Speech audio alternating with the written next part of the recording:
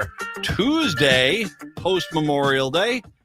Matt, Patrick here. Brett will show up here a little bit later on, as well as we have that Patrick Cooligan interview that we usually do here on the Tuesdays, and he'll join us to talk about various things, including the repair your own stuff bill, as I like to call it, which is it's something that I think that is long overdue. Patrick, how was your long weekend?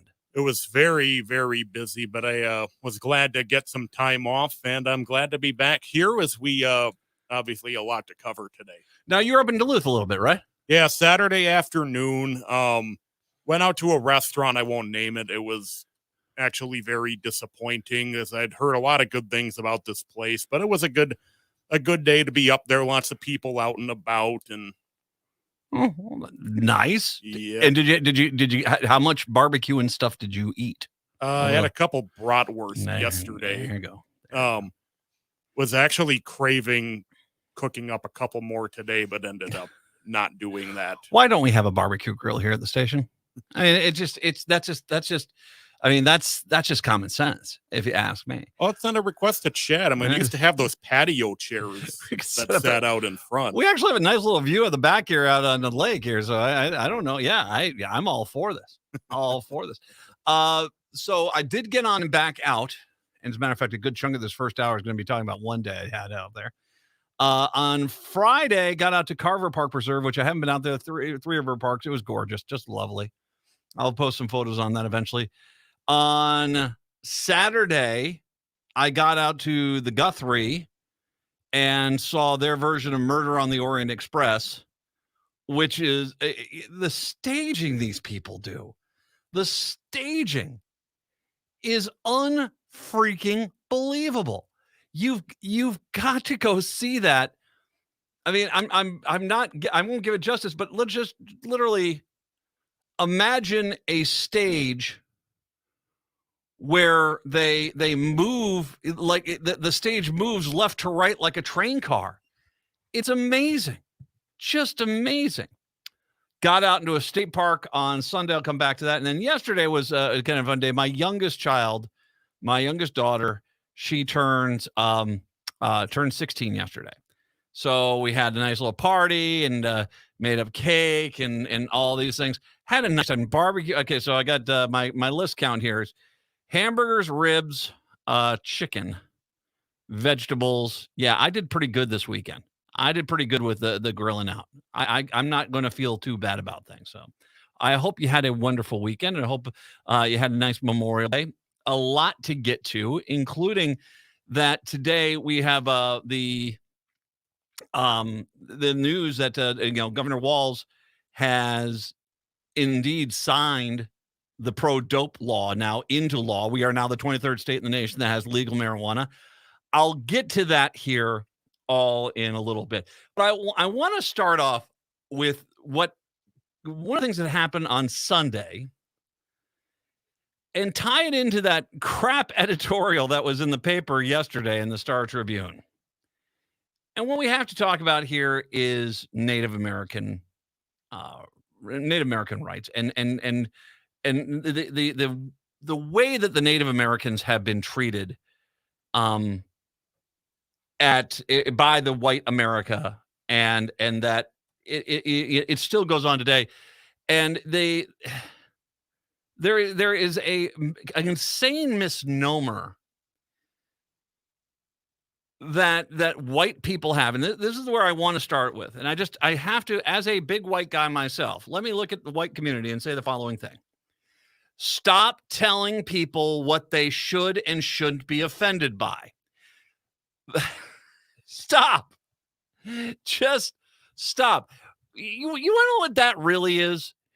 You say something, someone's offended, you know you are out of line, but to try to make yourself right, you look at the people you offended and imply that they are the ones who are somewhat offended. They're in the wrong by being offended by what you said, because what I was saying really was an honor. Even though you don't really have the foothold to make that argument in the first place. And there is just this stop with this notion. We have to come to grips with what happened to the Native American population. And there is just this mentality that they are some sort of different, sect of society. And the reality is they are part of our society, and we have to kind of come to grips with this.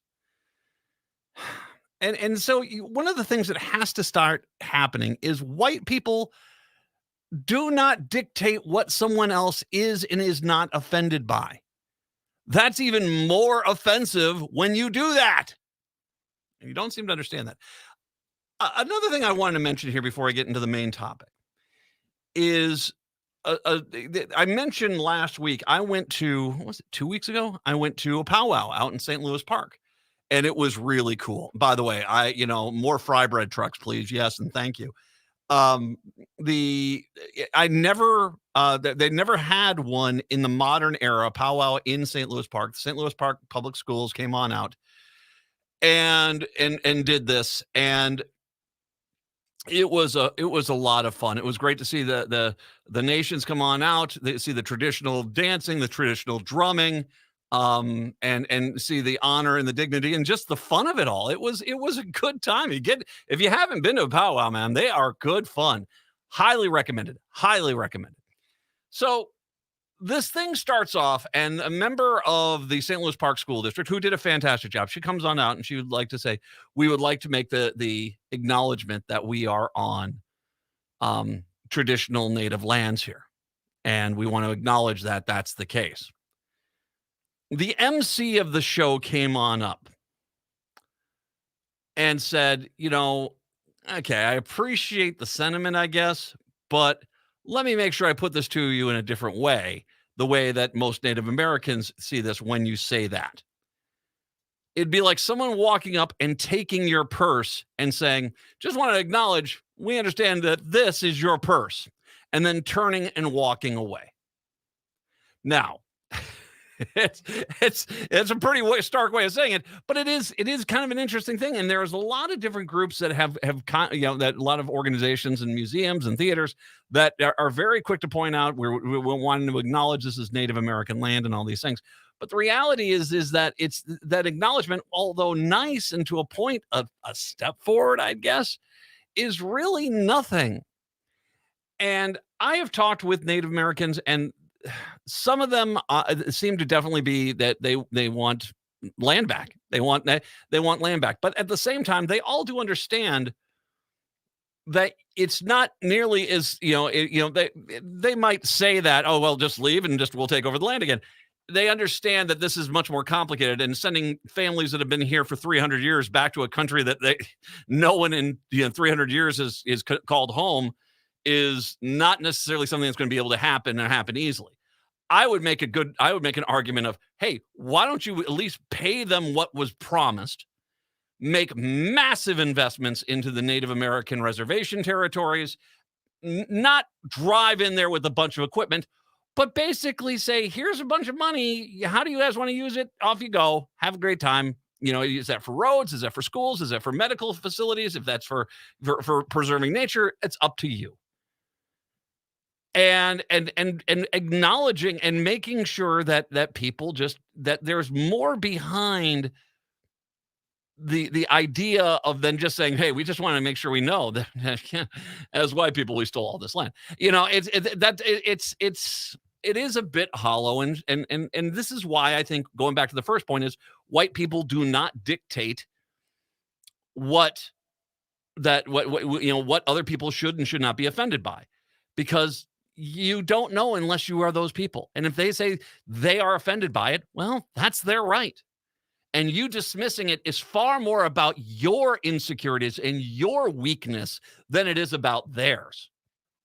Fact. So, it's just little things like that. We just don't.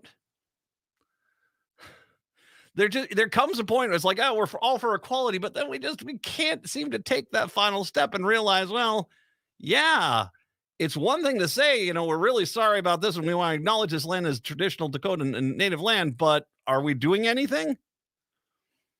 a 1 cent per acre sales tax across the country that goes straight to the Native Americans, I don't think that's a bad idea at all. No one would really bother by it. It'd make a ton of money, and it could go to the Native Americans as a tribute and an apology for what we've done. And I don't think that's a real big sacrifice, frankly. I think that's something that's very attainable. Add 1 cent to every acre in this country on the taxes, and all that money goes to the Native Americans. Done. Well, you're going to have to pry my 1 penny out of my cold dead hands there, Mr. Liberal. Yeah, sure. Okay. Thank you there, Foghorn Leghorn. It's great to chat with you. No, shut up. You don't miss it, and it will go help them. And frankly, they deserve it because they have been screwed over. The native populations of North America, Canada, and the United States have been screwed over to such an extent that it is the least we could do. Now, that being said, you're saying to yourself, well, Matt, what's gotten you going today? What's going? I'll get to that in a second. It has to do with Fort Ridgely State Park. And I was out there. I went into the beautiful, the metroplex of Hector and Fairfax. Hello there, Fairfax. Beautiful country drive. We went out about an hour and a half out west, southwest of the metro area, kind of just to the west of New Ulm. Went out to Fort Ridgely State Park, hiked around the park, actually saw the actual historic fort, and it brings up a lot of things that I will get to this hour. But I want to remind people of another story that I had before I get to this, because you'll kind of get where I'm going with this. I was down, I talked about this when I was down in South Carolina, and I went to visit my family down there, and we did one of the haunted tours. You can go around on these East Coast towns, and they all have the haunted tours. Beaufort, South Carolina, where I was at, is an old town. I mean, it's been there for a long time. As a matter of fact, the original, out on the golf course where Parris Island military facility is, out in the golf course, they found the original Spanish fort for that area. So, and we're talking, early 1500s, white Europeans had been coming here. There is a long standing, proud tradition of the Native American cultures that were along there, who were exceptional at living off the land and excelling for the environment that they were in on those outer islands off the East Coast.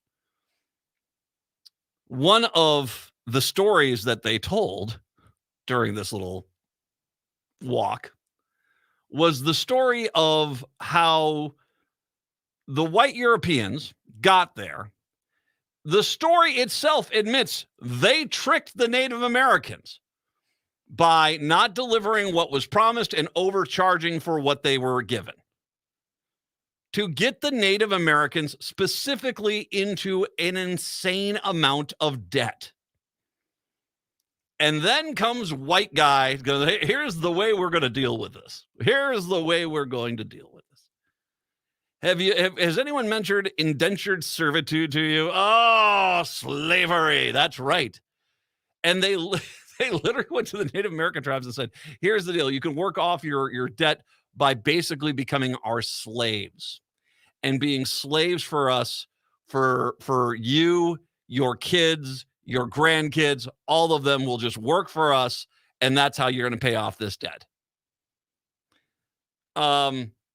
Needless to say, they got to the and find out portion of that equation, and the Native Americans said, I get them. And that was, it pretty much wiped out a lot of the white settlers that were there. And they try to sell this in this. So they sent the women and children out on one of the big boats, and they told them to sail away as the men stayed behind and were viciously slaughtered by the Native Americans. And I raised my hand and said, you know what? Let's go back to that double crossing, putting them into debt, and then telling them they had to be slaves. I'm Team Native America here. You guys apparently didn't think this was going to work out great for you guys, because it didn't work out great for you guys. That was called stupid. And found out. I say that because there is this way that we tell stories that just the plain narrative of the story comes across as anti-Native American. And the reality is we have to stop that. We have to stop that. And instead, I would have enjoyed the story a lot better and it would have been much more historically accurate. Like, let me tell you what these white idiots did. Let's talk about how dishonest they were, how they were basically stealing from the Native Americans, how they basically intentionally they used their trust in the Native Americans, putting them to basically abuse them. Let's talk about that, because now you'll understand why the Native Americans said, okay, no, that's not going to fly. You have to have the facts, which gets me back to Fort Ridgely. I'm going to talk a little bit about this fort, and I'm going to talk about the history of this fort and the real history that we need to come to grips with that led to the Dakota War of 1862, because it is insanely... I was quite a bit disappointed in how that historic site, Fort Ridgely, was laid out, because it kind of ignored a lot of the Native American story, which should have been discussed to basically, and I get it, you're talking about the fort itself, and I'm not talking about the historical value of the fort itself, that the fort is this ancient building that was there. But you should have a lot more there in regards to the Native American story and why they finally had enough. I'll get to that here in a second. 952-946-6205. 952-946-6205. It's the Matt McNeil Show right here on AM 950.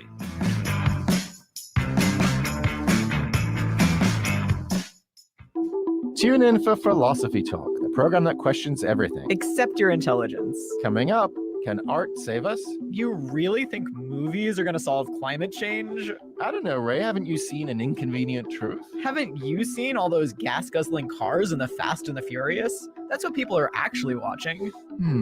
That truth is a bit inconvenient. Can art save us? Next time on Philosophy Talk. Philosophy Talk, every Sunday at 8 a.m. on AM 950. One of the best things about living in Golden Valley is that it celebrates the LGBTQ community. Did you know that Golden Valley has more LGBTQ households per capita than any city in Minnesota? Did you also know that the Golden Valley Pride Festival was the first suburban pride festival in Minnesota? On Saturday, June 10th, come to Brookview Park in Golden Valley for the Golden Valley Pride Festival from noon to 6 p.m. and celebrate our 5th anniversary. The festival highlights our LGBTQ families, their friends, and allies in the spirit of promoting greater understanding of Golden Valley's rich and growing diversity.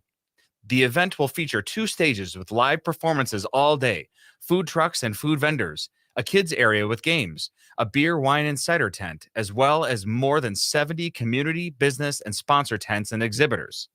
There will also be kickball and volleyball games. Go to goldenvalleypride.com for more information. That's goldenvalleypride.com. We can't wait to see you at Golden Valley Pride Festival. Hi, Matt McNeil for Rudy Luther Toyota. You've heard me talk about the Rudy Luther Toyota We Buy program. Now hear from someone who's actually done it, me. Our kids' car, the 2006 Toyota Sienna, served us well for 17 years, but it was finally time to say goodbye. The We Buy program is really simple. I gave them some basic information about the vehicle. We set up an appointment, and after they verified everything, they gave me an estimate and a check. And to be honest, they made me a generous offer. It was that fast. See for yourself. Try the Rudy Luther Toyota We Buy program at rudyluthertoyota.com. AM 950, the progressive voice of Minnesota. It's the Matt McNeil Show. So, on Sunday, I decided to take a trip out west. We wanted to go to another of the state parks. I felt pretty good, and it was a good day. I mean, I actually got 8 miles in that day, which is not only on my recovery, a huge feeling of accomplishment. The fact that I was able to get out and actually walk in some hills and stuff and do that, but as well, just was nice to get back out into some of the state parks. And in Fort Ridgely State Park is kind of an interesting one. Just as far as trails go, I thought I'd have a view of the Minnesota River from up there, and there's just not. You're up on the bluffs there, but you're not, and it is kind of one of those things where it was some nice prairie of little nice woods. It was buggy oh my God. I mean, it could have been the most buggy park I've ever been to. I mean, bug-y. Ugh, ugly. But it was a nice walk. Got out there with my wife, and we walked around there, and we decided it's not only is it a state park with trails, but it's also got a historic site on it, Fort Ridgely itself. And if you don't know much about the Dakota War of 1862, Fort Ridgely actually plays a very important role here. And just a little bit of a background here on this. The fort itself, it doesn't make a lot of sense why it's there. It doesn't. Fort Ridgely is built in an area which is almost impossible to defend. And as a guy that was in the military myself, that was one of the things which was the way they felt about it was, they basically were looking for something that they could defend while they did it. And it's just out there in the middle of a field. And as a matter of fact, it's exposed. And there was something, there was something here, and I'm going to read this to you. This was off of the sign that was there, that was at the front gate. And let's see if I can find it here. There, oh, let's see. There it is. I'm going to read this. This is the historic sign there. Fort Ridgely both contradicted and fits the popular cultural stereotype of the frontier fort. Following the 1855 completion, the fort's primary role was to assist in the federal government with the orderly transition of land ownership from American Indians to the growing number of European immigrant farmers. Nothing in that definition suggested the need for a stockade for defense against the dramatic attacks. Now, that is one of the few lines that they had, that last one. There's nothing here that says they needed a fort, that they needed that. And they just didn't. And it kind of, okay, so here you're looking at a fort built in an area which is just not a good place to build a fort. And it seems that the purpose there is more administrative, to steal, once again, land away from the Native Americans to give to white European settlers. I was out there. If you go out there, there's a monument to the soldiers who died at this fort, because this ended up being on August 20th and 22nd of 1862. There was, the Native Americans did attack that fort, and indeed did kill quite a few of the soldiers there. And there's a monument there. And right by the monument, the thing that I found to be far more fascinating was not the monument itself, but there was a geological marker there. U.S. Department of the Interior Geological Survey marker. And all of a sudden it dawned on me, he said, I can tell you exactly what happened here. Some clown in D.C. looked at where that geological marker is, took a picture of it. They looked at where that geological marker is and say, build a fort there without understanding. That's why it's such a bad place for it. It wasn't built there because it was strategic or an easy area to defend. It was built there because some pencil pusher in Washington, D.C., who wanted to intimidate and instigate the Native Americans looked at a map, found one, hey, here's a geological survey dot right here. It's kind of near where the Lower Sioux Agency is. Go ahead and build a fort there. That's the purpose of it. It was there to intimidate the Native American population as they once again stole their land. Again. So the fort, and by the way, if you go out there, it's a lot of the foundations of the building are still there, but once again, it's woefully inadequate in regards to what led to the Dakota War of 1862, which led to Lincoln executing, the Native Americans involved, and it just, and once again, the removal of Native Americans off of lands they were promised, because it clearly was a point where the fort itself is a symbol of the attempted intimidation of Native Americans to, you'd better leave. Yeah, sure, we said this is your land. Sure, we said we're going to pay you. Sure, we said we're going to give you a chance, but we are not going to do that. And we're going to just build a fort over here, just waiting for you guys to leave. And really what the Dakota War of 1862 was the Native Americans saying, no, we're not going to leave. I'll talk more about that. I'll break down the history of this fort and why it really is a shame. This is one of the big misses, swings and misses by the Minnesota Historical Society, in my mind. The lack of real context of why the Native Americans had finally said enough and basically, started striking back against the European settlers. They had very legitimate problems with what was going on out there, and that gets ignored quite a bit. We'll talk about that when I do return. 952-946-6205. 952-946-6205. It's the Matt McNeil Show right here on AM 950. Hi, this is Chad from AM 950. Snap Construction is arguably the most well-reviewed roofing, siding, window, and insulation contractor in the metro. Ryan is so excited about working with AM 950 and our listeners that he wants to help us grow. This is Ryan, owner of Snap Construction. I was friends with Chad long before I started marketing with him. I was a bit skeptical of radio advertising before Chad convinced us to run ads. The advertising's been so successful, we want to help the station grow. We've absolutely loved working with the listeners of AM 950, and we all know how extremely important this radio station is to the community. To help AM 950 grow, Snap Construction will be putting up proceeds to assist the station in marketing on social media. Snap Construction encourages you to follow, engage, share, and interact on the AM 950 social media platforms. Together, we can all work to ensure AM 950 continues to thrive and grow in our communities. We stand by our work with a lifetime craftsmanship guarantee. For a free estimate or more information on our financing, call 612-333-SNAP or check us out online. Hot from 30 Bells on Main Street in Hopkins, my co-founder Tom and I developed our restaurant to celebrate everything Midwestern cuisine has to offer. Our upbeat neighborhood gathering place brings together bright personalities, bold recipes, clean ingredients, and craft spirits that play with unique flavors of the Midwest. The menu at 30 Bales is inspired by seasonal ingredients grown close to home. Some favorites include our devilish eggs, beet salad, short rib pot pie, and our decadent burgers. Join us for lunch, dinner, and weekend brunch. Go to 30bales.com to learn more. Hi, it's Freddie Bell, host of New Beginnings, heard every Saturday at 11 a.m. right here on AM 950. Each week, I bring you timely information on finances, AARP updates, Minnesota Department of Health information, what's going on around our area, a spiritual message, my words to the wise, history notes, and more. So tune in this Saturday at 11 a.m. for New Beginnings with me, Freddie Bell. I'll see you then.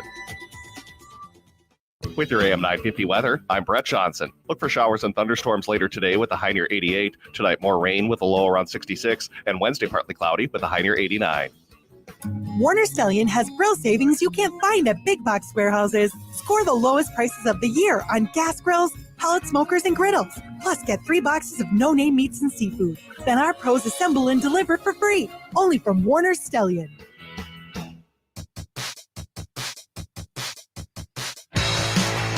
AM 950, the progressive voice of Minnesota. It's the Matt McNeil Show, 952-946-6205. So I'm out at the Fort Ridgely State Park, which was once again worth a visit, although bring the bug dope. You'll need that.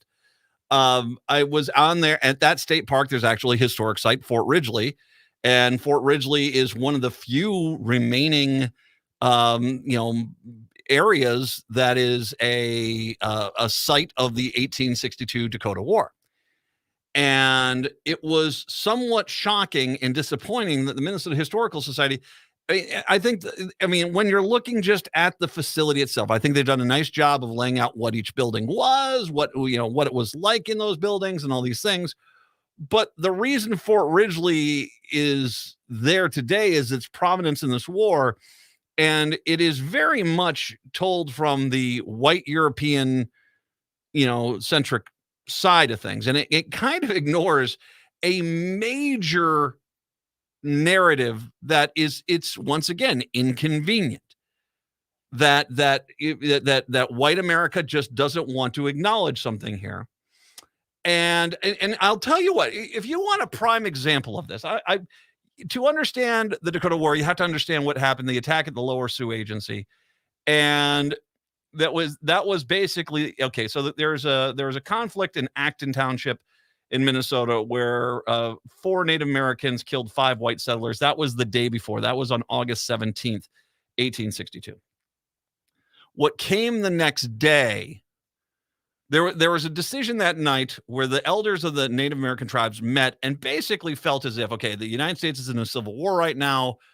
Now might be our time to strike back. Now, I want to read this line. This is from Wikipedia. And if it just, I'll explain kind of the entire problem, whether this is the historical site and the way we refer back to this. You'll understand in just a second.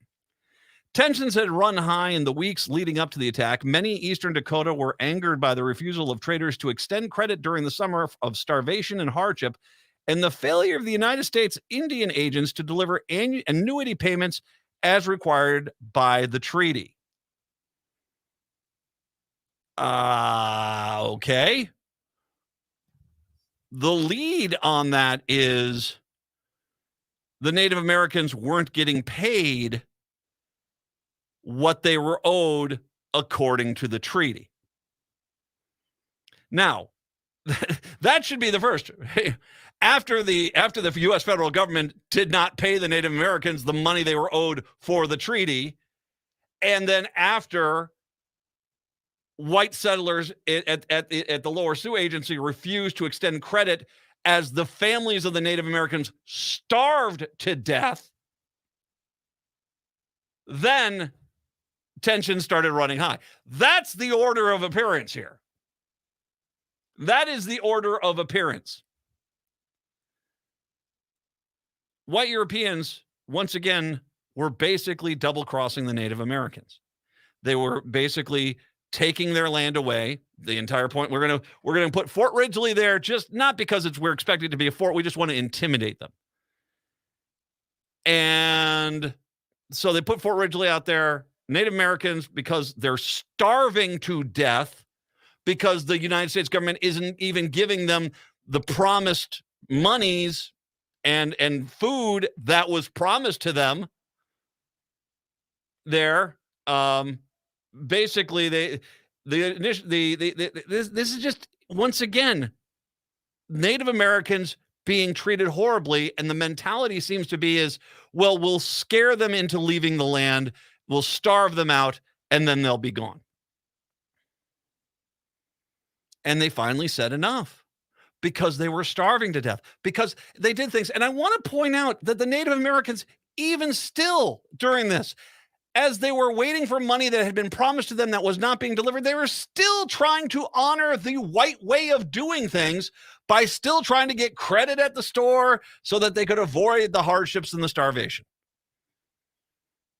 I can only imagine what the people there were like. And my guess would be is that the Indian agents at the time probably had the payments and just refused to give them to them.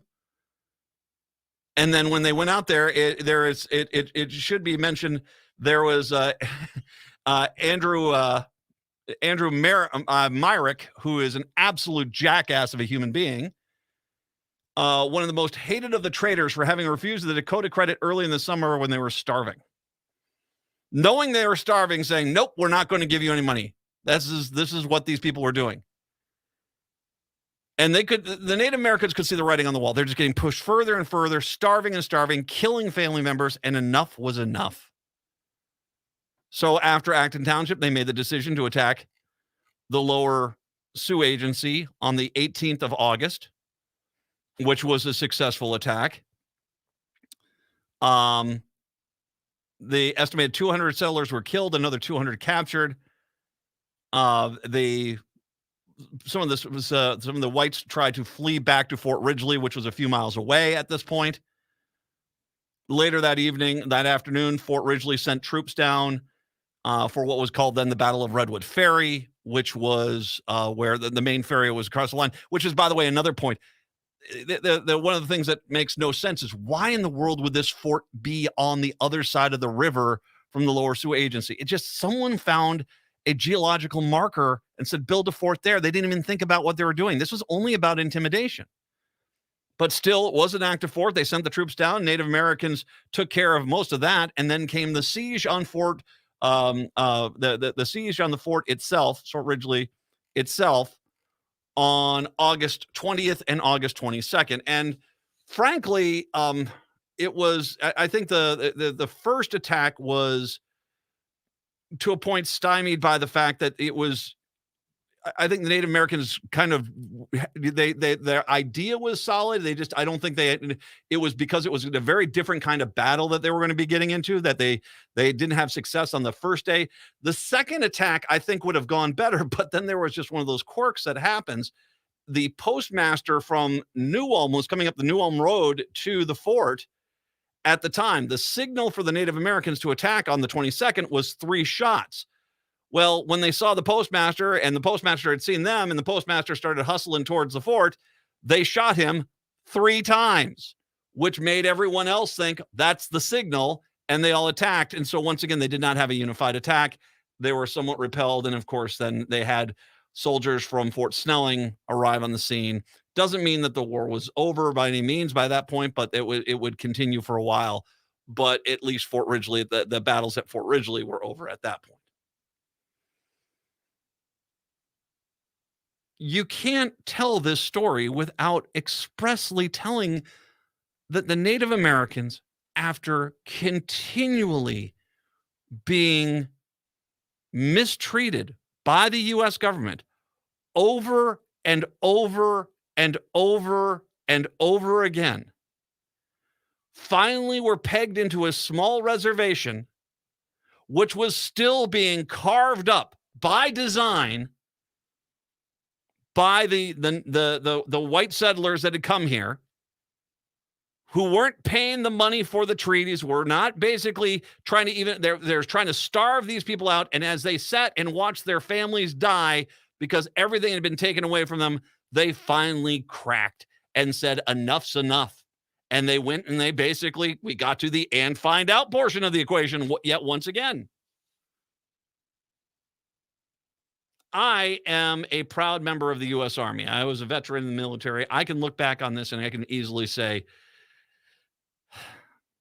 I am far more disappointed in the behavior of the United States government and the military in this situation than I am about the Native Americans, because the Native Americans, they were wronged and wronged and wronged and wronged, and yet we still vilify them today as the bad guys in this story, when the real bad guys in this story were not only the federal government, which was not honoring the treaties, was not only the white settlers who were moving into Native American land, knowing that eventually white troops would come in there and force the Native Americans to accept their plot of land as acceptable.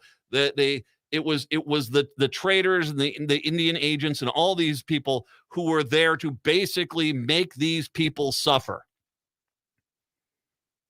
I'm going to go back here to the absolute horrible human being, Andrew Myrick, most hated of the traders for having refused the Dakota Credit early in the summer when they were starving. He was hit by 2 shots, one in the arm, one in the side. Myrick escaped from the post storehouse through an attic window, but was killed before he could reach cover. His corpse was later found with his mouth stuffed full of grass. Many have interpreted this was retaliation for him saying, "Let them eat grass." People are starving to death, not because of their own failure, but because they were double-crossed yet once again by white America. They still go to him looking for help and from aid, and what they get in return was this jackass telling them, let them eat grass. There, by the way, is a painting, I think it's at the Science Museum, by a Native American artist, which indeed features a image of Mr. Myrick with this grass in his mouth. Bon appetit there, you jerk. I'm not saying the loss of life isn't tragic on all sides. Of course it is.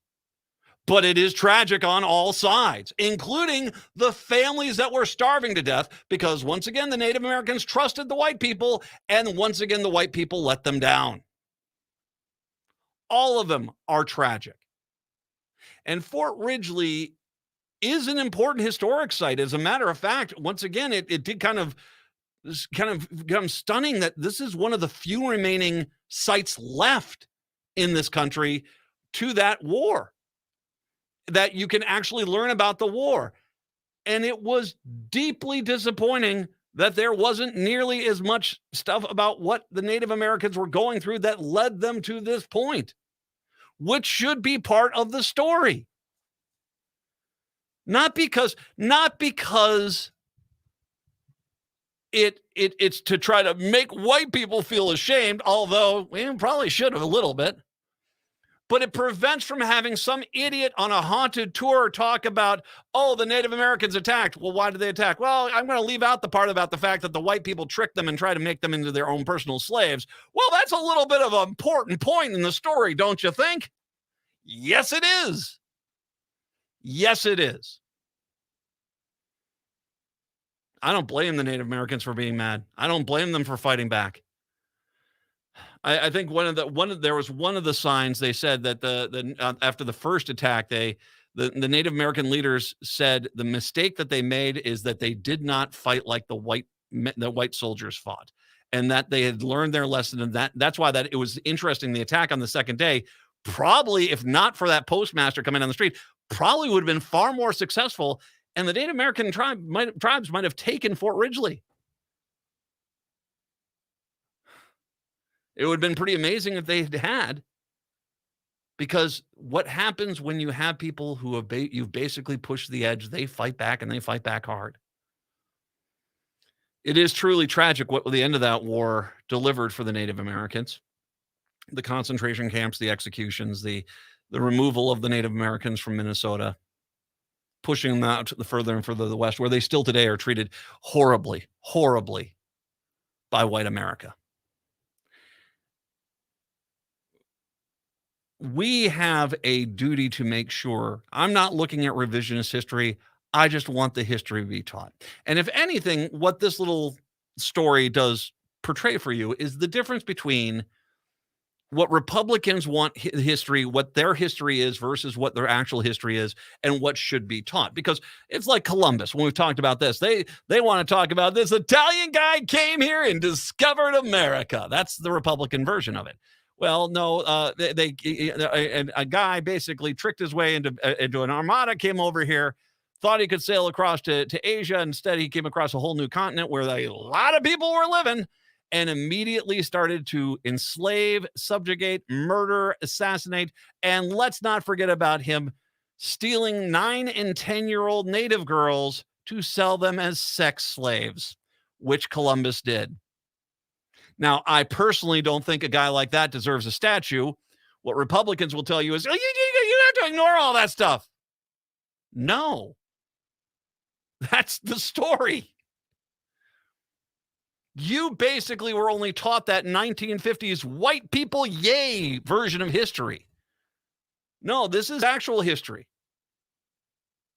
And we owe it to our kids and to the Native Americans, frankly, that history is presented accordingly.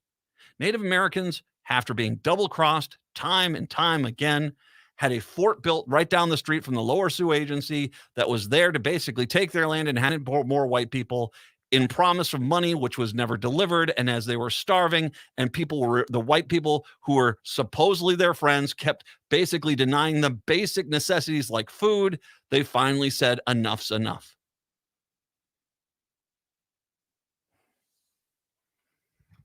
That's the history.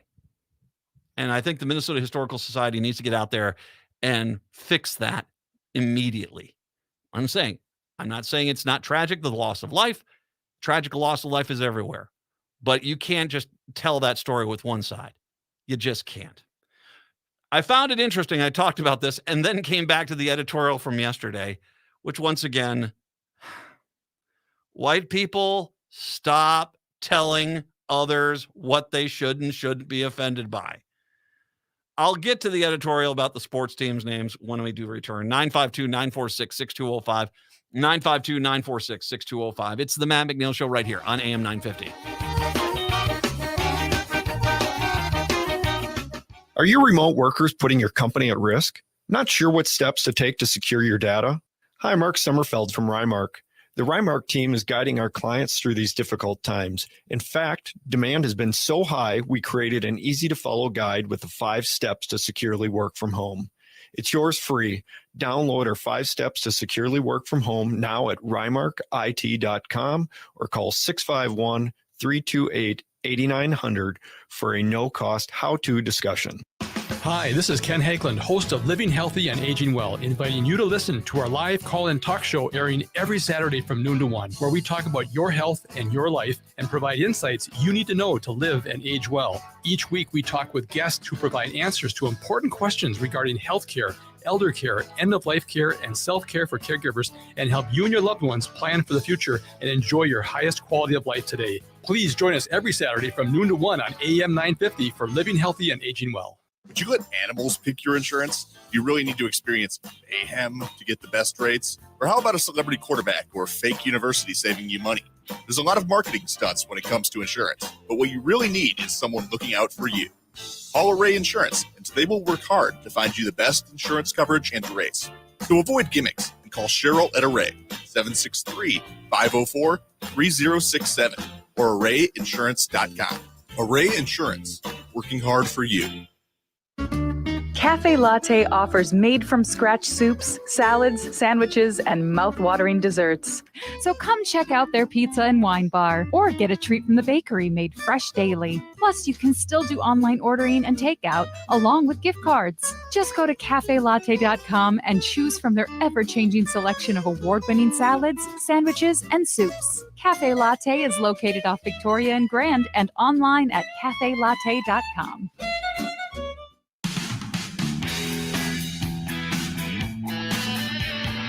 AM 950, the progressive voice of Minnesota, the Matt McNeil Show. So it was kind of jarring to go on out there and see such a one-sided historical site. And yeah, it's just nothing really about the starvation, nothing really about the fact that the white people once again were refusing to pay them the money they were owed and was double crossing them and trying to push them off the land again. And they finally got to their breaking point.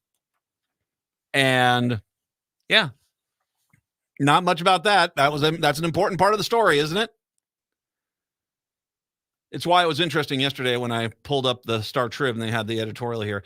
The 2023 session in the Minnesota legislature has done many wonderful things, but one decision was more far-reaching than lawmakers may have contemplated. The legislature has used its vast powers to keep the ISDN 84 students from cheering on the Sleepy Eye Indians. The Indians would be the nickname of their school mascot. Under the new term, broadly worded, the new broadly worded law, not only is the word Indians banned from a team name, okay, which, I mean, is that really a question here? But the name of any image of any American Indian individual, custom or traditional, may not be used on the logo, letterhead, or as a team name of any public school or school district in the state. So not only will ISDN 84 students not be able to cheer for the Indians, but they will not be allowed to cheer for Sleepy Eye either, Sleepy Eye being the name of the American Indian for whom the town is named. Well, what the problem here is that he basically, once again, kind of bearing the lead. He later on in the editorial talks about how in this new law there is a process that they can ask the 11 federally recognized tribal nations and the Tribal Nations Education Committee for permission to continue to word like Sleepy Eye and the portrait of Chief Sleepy Eye. Permission requires unanimous consent, however, and so it's a bit of a long shot. Well, what are you really saying when you say that? You are saying that you already know there are some Native Americans who are offended by you using, well, and like I said, okay, I hope you're not arguing that the name Indians should be still used. Dear Lord, grow up. Sleepy Eye is a little bit more of an interesting question because that is the name of the town. But you go on to say the images of Sleepy Eye. I don't know if you should be using the images of a Native American for your pretty much whites majority sports teams. So, I mean, I think is there a legitimate chance that I think that they say, well, the town's name is Sleepy Eye. That's actually named after a Native American. Maybe they will, maybe they won't. But if they say no, which you're already anticipating because of your comment that they probably won't approve it, well, poor us. No. Okay. No. Maybe this is the wake-up call you guys need to understand that, yeah, It's really, I think, one of the coolest things about Minnesota right now is we are going back and starting to revisit Native American traditional names. And I could not tell you how happy I am that racist jackass Calhoun's name came off that big lake. It's Bede-Makaska. I can't tell you how happy I am about that. Plus, it's cool. It's a cool name. That's just a geological or a geographical site. That's just a lake. That's there. What you're talking about, and this is the argument, whether it's the old Washington team name or, the Atlanta or Cleveland, which was no longer the Cleveland baseball name, but the Atlanta baseball name, other sports teams names, is that a team of, in many cases, white people flying under a banner of a Native American individual name, derogatory term like Indians, that basically that somehow that's white America, that's just wholesome America, Matt.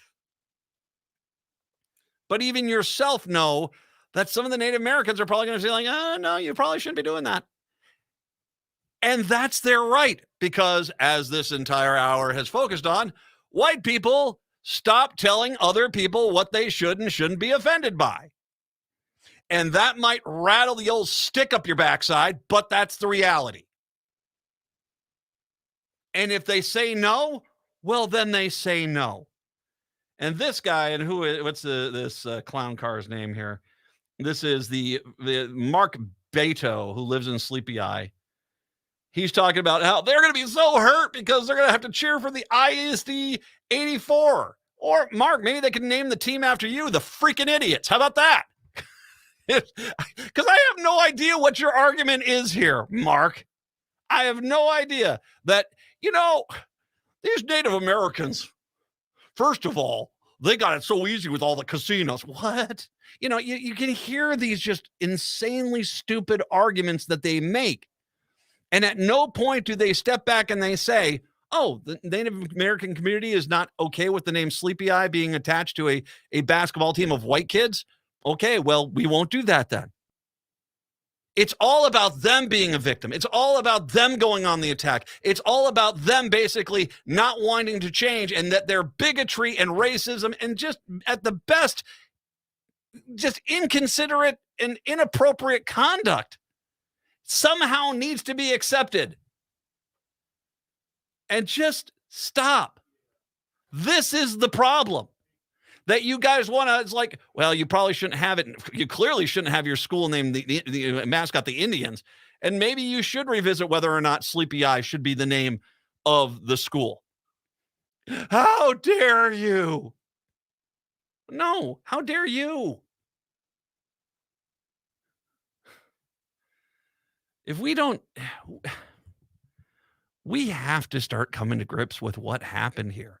And yeah, Native Americans are not happy, nor should they. But you know what's not helping? A lack of history, putting things in context to where you understand why things happen for a very specific reason, or a bunch of white guys sitting there going, I don't know what you're so uptight about. I'd consider this an honor, frankly. I just think that you guys have the problem. This is your issue, not mine. I think we should be fine with this. Stop telling people what they can and cannot be upset about. Period. Hour 2, that's coming up next. With spring here, fun is waiting for you at the Park Tavern. The Park Tavern is a great get-together location for family and friends. The food at the Park Tavern is outstanding with something for everyone. Pizza, wraps, sandwiches, burgers, salads, entrees, pasta, and wings. Take advantage of the best bowling lanes in Minnesota and enjoy the full menu while you bowl. The Park Tavern has all the big games on its many screens, and if you're looking for a private event, the Park Tavern offers private event packages for any size group. On Louisiana Avenue, north of Highway 7 in St. Louis Park, spring fun has sprung at the Park Tavern. Connections Radio Show is all about tapping into our hardwired hunger to connect.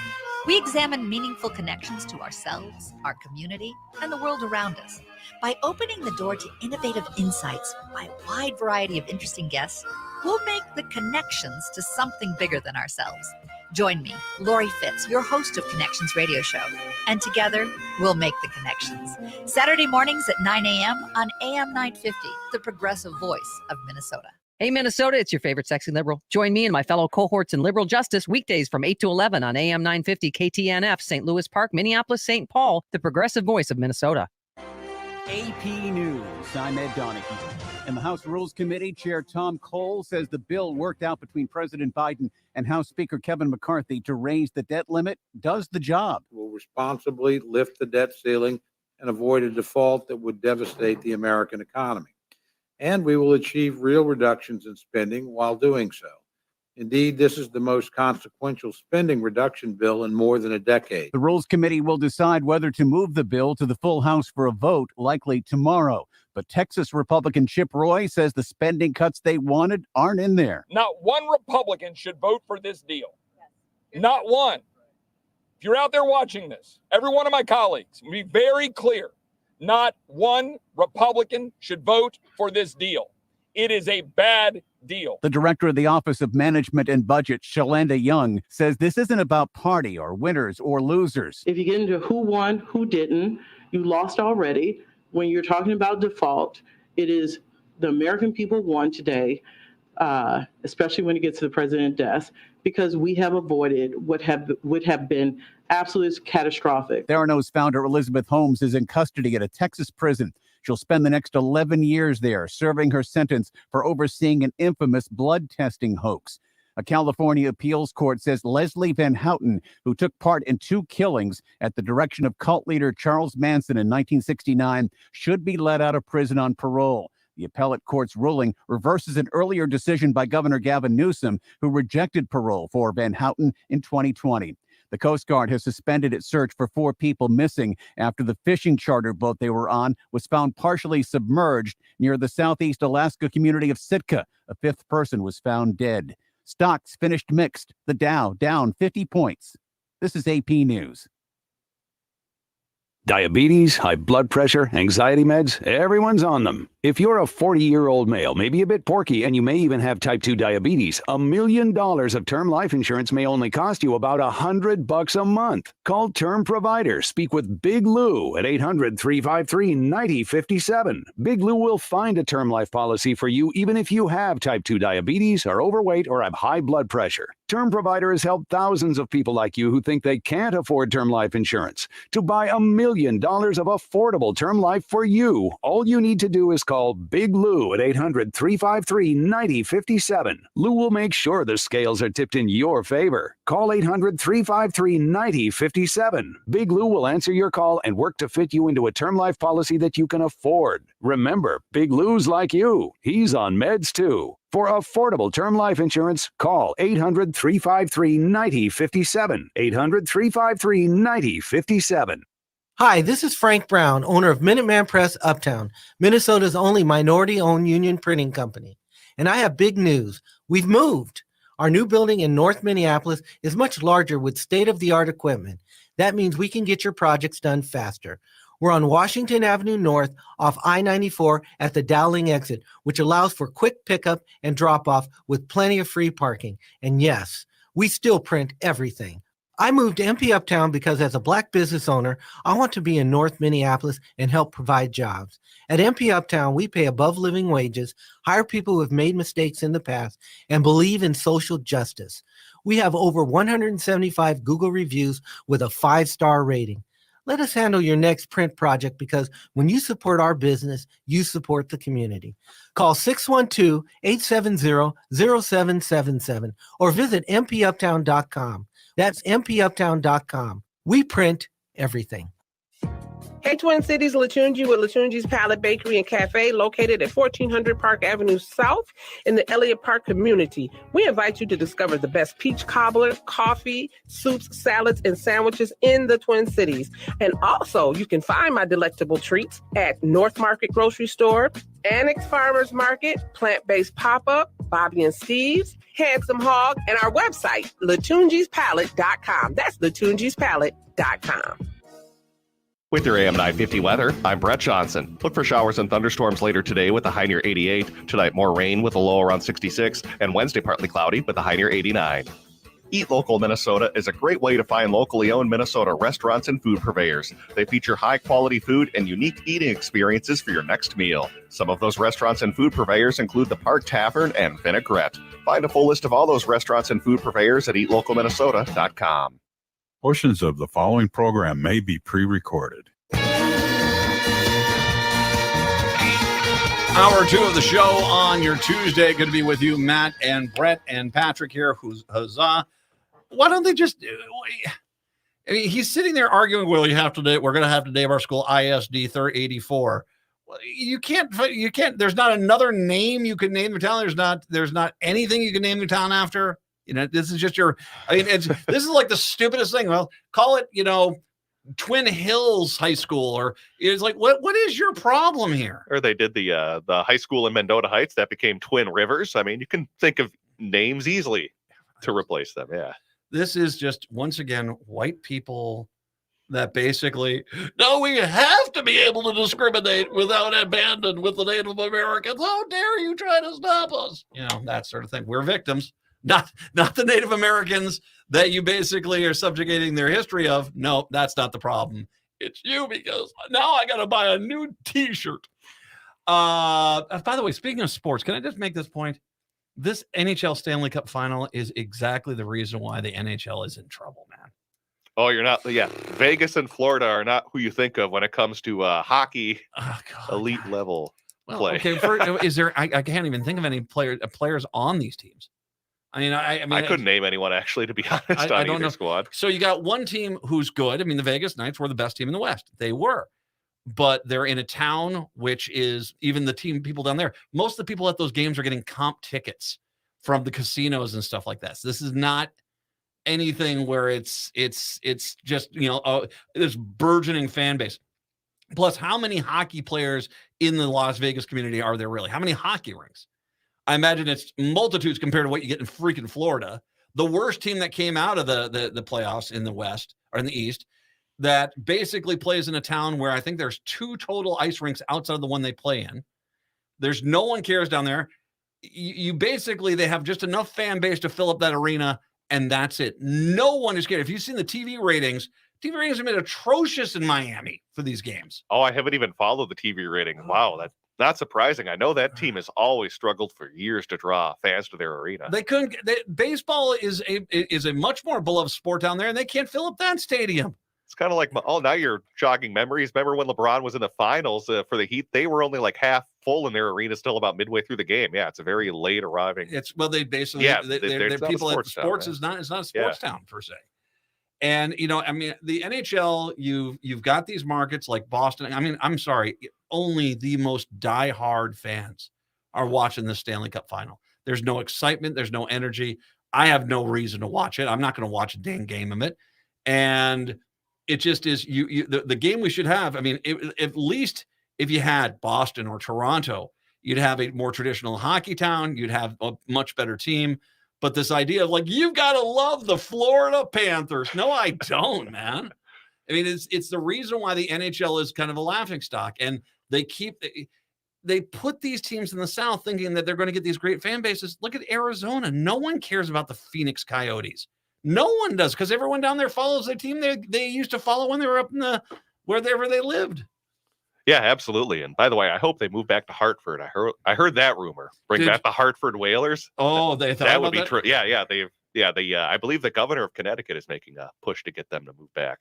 The NHL, they should, because as you said, there's fine having some Sun Belt teams, but not having like 12 teams in the Sun Belt. Well, and the problem is, I could make an argument today, get rid of all the Sun Belt teams. You could put a team in Nova Scotia. You could put a team in Alaska, and you'd actually probably do more to help your base and your fan base than would by trying to force people to like it in Phoenix and in Miami. And sure, Tampa is probably there's probably the only example there.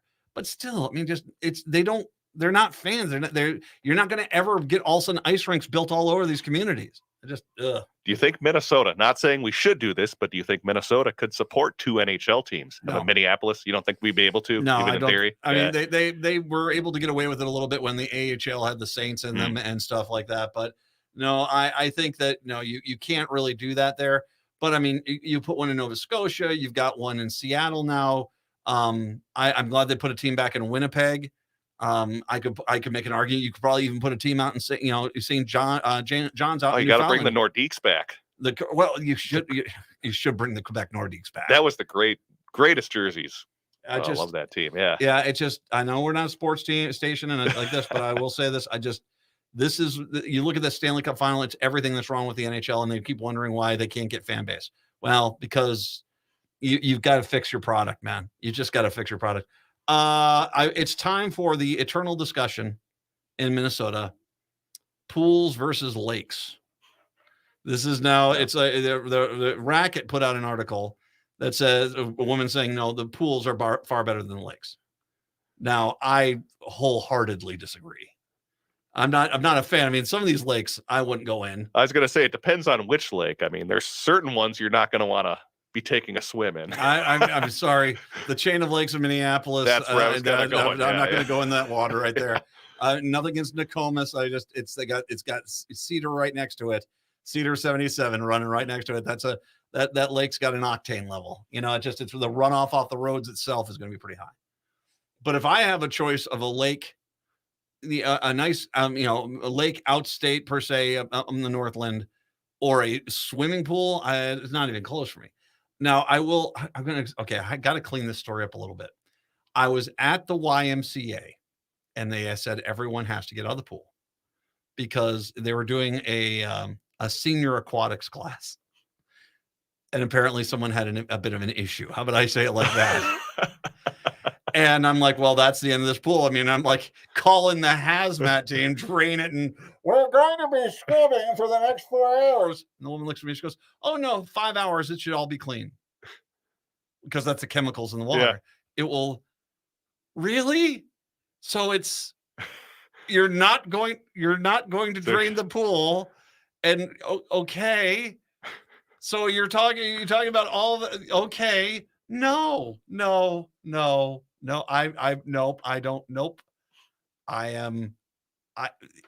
There's a lot of things that go into those pools, man. I'm not looking for Johnny Scabby to head on in there to go and kind of enhance the water for me. So I'm a lake guy. What about after I've given such a sterling of you to the pools? What about you? Well, how do you know it wasn't a Snickers bar in the pool? They actually checked. Okay. That is not the job I want in this world. All right, call Bill down here. We got another one. No. What is your call? I would absolutely go with the lake any day of the week. But as you said, it has to be, like an outstate lake, like Mille Lacs is kind of mine from being up there as a kid and as a young adult. That would be the one I go in, but really any outstate lake, as long as it's not, completely polluted or anything. Much rather go in there. Patrick, how about you? Pool or lake? I kind of like the pool because I like the controlled environment. Okay. Now, after the story I've described, does that change your mind at all, Patrick? Not really, but I get where you're going with it. It's pretty, Now, kind of scary to think about. I will be the first to say, depending on what lake you're in, there's a lot of gunk in that. I was just talking to someone. I was over talking to Philip Park Tavern today. We're talking about that guy that leaked the chrome guy that was in St. Louis Park that leaked into the one lake that's now in Harriet and Bede-Makaska. The contaminants, they got to clean that up now. Ugh. Yeah, no, I get it. There's that stuff there. You go up north, you've got the runoff from the iron slag and all that stuff that's up there. The water sometimes can be really kind of catchy, but no, I'd much rather. I understand there's fish in there. There are fish in there. There are some dead fish in there. There's some other dead things in there, and occasionally the occasional muskie that will come up and bite you, like that one girl up in by Duluth that one year. Remember that? Oh yeah, dangling her foot in the water, and the muskie came up and took a chomp out of her. I get that. I would still much rather go into a lake. I also got to say too, it depends on the temperature as well, because if it's like below 85 degrees, it's going to be a little bit more of a hard sell to get me to go into lake water. Unless it's like July, then it's usually going to be pretty warm no matter what. I understand some pools don't have, I don't know the way they're built or their age, but some of them don't have the heating elements. But it's a real big no if I go into a swimming pool and it's cold. Mm-hmm. And there was one Y I went into one time, went into their pool, and the pool was like freezing. I'm like, this is not fun. And I get it. If you're like one of those guys that like does laps for hours, that must be nice because it doesn't let you overheat too much. But for the fun, sure, if I'm just going to have family playtime there, you're turning blue after a few minutes. No, I'm much more of a pool guy, or not a lake guy than a pool guy. I just, no, that whole scene. Nope. A few hours, you say, a few hours to let things stew. Okay. No, It's like no. letting the dishes soak. Well, let the dishes soak in the toilet. Yeah, sure. I guess. Yeah, that's really the way to do it. I don't know if I'd use those dishes again. I think I'd probably get rid of those dishes. Splash pad? Will you do a splash pad? I might do a splash pad. I'll do a water. You can do a water park because then you don't really see anything in it by the time you get down to the bottom there. But it just got to be a water park that they don't serve alcohol because that's going to go wrong in a lot of different ways. That's true too. Yeah, absolutely. You, of course, our good friend Patrick Cooligan, Minnesota reformer. I'll get to the dope coming up here. We got legal dope now in Minnesota. I've saved this for the last half hour here. But you and Patrick, you guys are going to talk about a few things as well. Yeah, including the right to repair bill, which is something I've been following somewhat closely the past few years, but actually did not really follow it that closely this session. But glad to hear we got something passed, which basically means you can now repair your own devices, whether it's phones or appliances. Isn't it tractors to a point too? Because that was the big thing. Is that I was out when I was driving out to Fort Ridgely and going past all the tractor dealers out there, and that right to repair is a big deal. A lot of farmers have wanted that ability to do that. Unfortunately, farmers are going to be a little bit out of luck, as I believe there was an exemption put in the bill that exempts farm equipment from the right to repair, which is shows the power of the ag lobby, to say the least, I would say on that. Wow. So we'll talk about that. And then they also have a fun contest, which I think you might get a kick out of, in response to our old buddy Howie that put out the old Star Tribune editorial saying why he left Minnesota. Oh yeah. They're putting in an editorial contest saying why I won't leave Minnesota, which is, I think, good because a lot of people aren't going to be wanting to leave after a lot of the good stuff we've done. You know why I'm not? I could run into Howie, man. I don't want to run into that loser. No, I don't. I'm good. I don't want to see Howie again. Bye. We know you're going to be back, Howie. Was that his name, Howie? I think it was. Yeah. Howard Root. Thank you, Howie. No, you go. By the way, let the door hit you on the caboose on the way out. All right. Well, we'll talk about that. Patrick Cooligan talking to Brett right here on AM 950. AM 950, the progressive voice of Minnesota. Brett Johnson with you here on a Tuesday afternoon. And post-Memorial Day and post the legislative session that just wrapped up last week, we are joined by Patrick Cooligan, who is the editor-in-chief of the Minnesota Reformer, as we're going to be talking about some of the bills that passed in the state legislature that you may have missed, including a very important right to repair bill that could significantly expand your ability to repair your own electronic devices. Plus, we'll be talking about an interview the Reformer was able to conduct with House Speaker Melissa Hortman, and we'll touch on some other news as well. Patrick, thanks so much for coming back on the show today. Always a pleasure. Well, the big news today is that Governor Tim Walz has officially signed a bill that legalizes recreational marijuana in Minnesota. We are the first state in the 5 upper Midwest states, that would be Iowa, Minnesota, Wisconsin, and Dakotas, to legalize recreational marijuana, which basically means possession and home growing, will now officially be decriminalized beginning on August 1st. Former Governor Jesse Ventura was present at the signing ceremony of the bill, which is something that Governor Tim Walz promised. So, Patrick, what were your thoughts overall from watching the ceremony and your overall thoughts of this long process of getting cannabis legalized in Minnesota? Yeah, I just think it's an interesting course of events. If you go back as recently as 2019, I was at the Star Tribune at the time, and I traveled out to Colorado to do some reporting on the legal marijuana out there. And we published a story, and I think the very next day or 2 days later, the state Senate, then controlled by Republicans, had a hearing. And I mean, I was surprised they even got a hearing, but it was apparent that the chair of the committee had no interest in this issue. The Senate Majority Leader at the time had no interest in it, and they just were not going to go anywhere. And then, once the Democrats did not take the Senate in 2020, and the Republicans were using these marijuana party candidates to kind of perhaps take votes, Democratic votes, it just looked like it was a kind of a long shot, and it was just not clear when it was ever going to happen. But with that one seat majority in the Senate after the midterm election, they moved quickly. A lot of that was because I think that the House, DFL, they had been in the majority since 2018. They really worked on that legislation for several years and worked up a solid bit of policy and public support. And so the infrastructure was there, so that when they did get that Senate majority, they could pass it.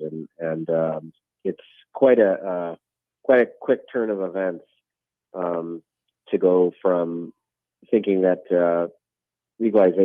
full legalization was really far off, and now all of a sudden there it is, August 1st. The landscape completely changed, and as you say, one of the only state in the upper Midwest. You can certainly go to Michigan or Illinois, but as our neighbors around us, I think we're going to have a number of visitors, and I wonder if the Minnesota tourism folks ought to lean heavily into it. Yeah, that would be interesting to see if they lean heavily into that, kind of similar to how I know around 4th of July time back in the day, I know a lot of Wisconsin businesses advertised to Minnesotans that you can come buy your fireworks over across the border. So maybe the same thing could happen with legalized cannabis. But it's also interesting to think about that even less than 10 years ago, I think maybe a little more than 10 years ago, when we passed at least medical marijuana, that was quite a lift when even we had a DFL governor and Mark Dayton, who I would say not necessarily was hostile towards cannabis, but maybe was a little bit more lukewarm. So it is amazing, as you were talking. He was hostile. Yeah, that's probably a better He way. was. Yeah. Yeah. Certainly not the friendliest person on legalizing cannabis in Minnesota. So it is amazing to see how far we've kind of come in the past 10 years or so. I know your own Christopher Ingram is going to be having a little bit of a rundown on the bill and what we can expect, maybe the timing on that. Give us a little preview on what he's working on for tomorrow's reformer. Yeah, I think it's a big piece of legislation. There's a lot of elements to it, and so he's going to give our readers a chance to kind of familiarize themselves with the bill. It creates a whole new bureaucracy, the Office of Cannabis Management. There's an expungement provision in there, so that we're going to get rid of people if they have a low-level marijuana offense. That'll be gone. And then there's specifics about how much you can have on your person, how much you can have in your home, how many plants, and that kind of thing. So Chris has become kind of a resident expert, and he'll share some of that knowledge with readers tomorrow morning. Well, make sure you check that out over at MinnesotaReformer.com, MinnesotaReformer.com. Another big bill that passed the legislature, but maybe isn't quite getting enough or getting a lot of media attention, is something that I've been following on and off for the past few years, following the news here at the station, occasionally filling in hosting shows, and that has to do with the right to repair. This has always been an interesting bill to follow, and the idea of having the right to repair. So repairing your electronic devices should be getting a lot easier and maybe even cheaper too here in the state. And perhaps lost among the shuffle, as I was talking about, this is a very important bill that could have an impact on how you repair your devices. Now, if you're not familiar with what right to repair is, basically it's this. Typically, when you need an electronic device repaired, you're pretty much out of luck unless you go directly to the manufacturer, since manufacturers typically don't provide parts for their products or any clues on how to repair those products yourself. But Minnesota's new bill requires manufacturers of electronic devices like phones, tablets, laptops, and household appliances to provide parts, tools, and instructions on how to fix equipment and devices independent repair shops, and well, even you yourself could potentially repair these types of devices and pieces of equipment. So what exactly is changing in this law? Because as I understand, this is rather significant and perhaps the most expansive right to repair law in the entire country right now, correct? Yeah, that's what experts are saying, that this requires the manufacturers of those electronic devices that you talked about to provide to sell parts, to make tools available, and instructions on how to fix equipment to consumers and also independent repair shops. This has been a real problem for people because you break your phone, and as you said, you very often have to just rely on the manufacturer, and the incentives are all wrong there because manufacturers are interested in certainly not helping you fix the device. They want you to buy a new one, or if you're gonna get your device fixed, they want to be the ones to fix it. So this seemed like a pretty reasonable piece of legislation, and I think it's another example of how this legislature, the theme here is moving power away from employers and toward workers, and in this case, from these big companies and toward consumers, and then the small, the tinkerers among us who want to be able to fix their own devices. Yeah, so if you end up breaking your iPhone or having a problem with your tablet, you potentially could repair that on your own or bring it to a repair shop rather than trying to go directly to Apple or whoever that manufacturer could be. So in theory, that could make things a little bit easier. In fact, in practice, it should make things a lot easier when it comes to getting your devices repaired. But looking at the position of some of these manufacturers of these different products, what are some of the arguments that they are making about broadening access and sharing parts and information with independent repairers? Because as I understand, they're raising some concerns about safety, security, and data privacy, correct? Yeah, they say they would weaken the privacy and security features of the products. I don't know if that's a real argument, but it's an easy argument for them to make because there's no way to test it. So, even if it's bunk, who can say, because we haven't really had the ability to know. And so I have a strong suspicion that the sky will not fall if somebody can fix their own iPhone. I think that if you think about automobiles or any other thing that we purchase, and just imagine not being able to fix a car or bring it to a body shop and get a car fixed. You have to go to the manufacturer. I just think that would be that sounds outrageous on its face, and because it is. And so this seems like a step forward. Are there any exemptions for certain industries in this bill that might not have to share their repairing information or share their parts information? Were there any exemptions from this bill? The one that caught my eye is farm equipment, and I think that that was a carve out, and I think it's very interesting. And I wonder what the story is there. I think that shows you the influence of the ag equipment lobby, which apparently is even more powerful than the farmer lobby, because I think that's been an issue that farmers have complained about for a long time. So that certainly caught my eye. And then also video consoles with some specialized cybersecurity tools, and medical devices. So we'll have to see. The good thing about a lot of this legislation that passed this session is that we'll get to see what the effect is, and then the legislature can come back and tinker with it. We're speaking with Patrick Houlihan, who is the editor-in-chief of the Minnesota Reformer. Make sure you go to minnesotareformer.com. Want to move on and talk about an interview you guys were able to recently conduct with Speaker of the House, Melissa Hortman, kind of reflecting on the past session. We'll only briefly touch on this, but at least as I read through some of her answers to the questions you had for her, one of the things that really struck my mind was that she really emphasized the importance of that investment in early childhood education in Minnesota, because she thought that is something that Minnesotans could really see pay dividends in the future. Talk a little bit about what she mentioned when she was talking about the importance of that early childhood education. Yeah, I was a little taken aback by her answer. We asked her, what is her top which she thinks is the top achievement. And everything that this legislature did, they codified abortion rights, they legalized marijuana, as we were saying, they put a bunch of new money into education.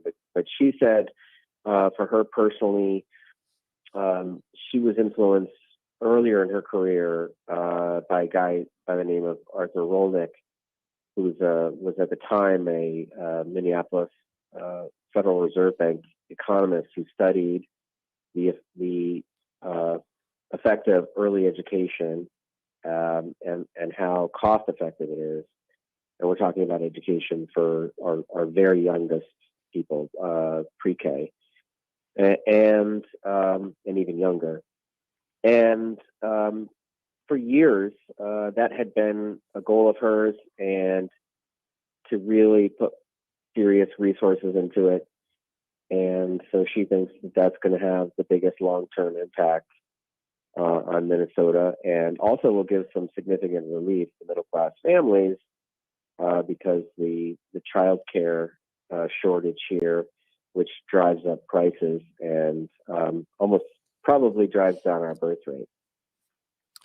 I'll encourage you to check out the interview you guys were able to conduct with her over at MinnesotaReformer.com. I also got a kick out of her answer when she was asked about this idea of that Republicans are pushing that Minnesotans are leaving the state. She did a good job largely debunking that idea that people are just fleeing Minnesota for other low-tax states. And that kind of leads me to my final point/question, because you over at the Minnesota Reformer are running a fun essay contest titled "Why I'm Not Leaving Minnesota," as you'll consider publishing your favorites, and the winners will also get to have lunch with the team Reformer. So good little bonus as well. Tell us a little bit about this contest you're running and what inspired you to do it, because I like the idea of why I'm not leaving Minnesota, since we hear so often from people saying that, well, everyone's fleeing the state, when that doesn't really necessarily seem to be the case. Yeah, there's this insufferable rich man who wrote a commentary that was on the Star Tribune op-ed page. It was why I'm leaving Minnesota. As it turns out, of course, he had already left, really, several years ago, and had a house in Florida, but now he was really leaving. And, we're not boosters here. I think we're honest about Minnesota's successes and failings, but I think it's a pretty great place to live. And I say this as an outsider, as a transplant. And I think there's a lot of interesting reasons to stay here. And we want to give people a chance to voice those. So we hope everybody who wants to will contribute to send them my way. Patrick@MinnesotaReformer.com. There you go, Patrick at MinnesotaReformer.com. Well, we have been speaking with Patrick Houlihan, who is the editor-in-chief of the Minnesota Reformer over at MinnesotaReformer.com. Patrick, as always, thanks for checking in today. Good to talk with you. Always a pleasure. All right, let's take a break, and then we'll send things back over to Matt McNeil on AM 950.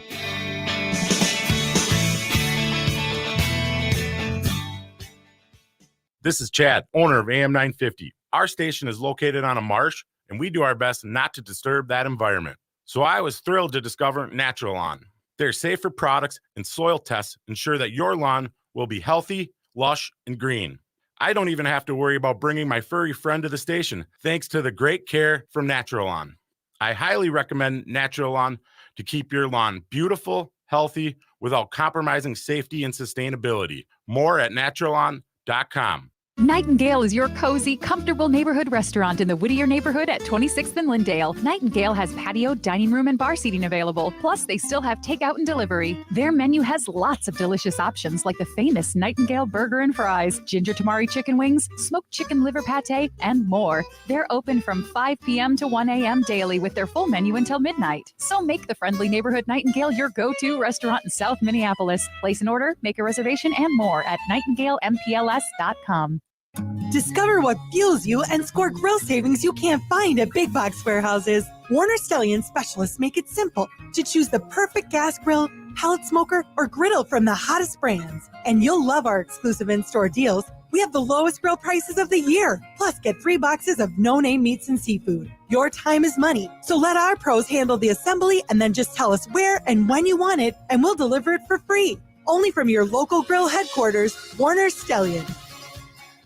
This is Ross Stadheim, partner at MJSB Employment Justice. When you've been wronged at work or something just doesn't feel right, it's hard to know what to do next. Our firm can help. We pride ourselves on communication and listening to our brave clients to obtain their own brand of justice. When you hire MJSB Employment Justice, you're not just a number.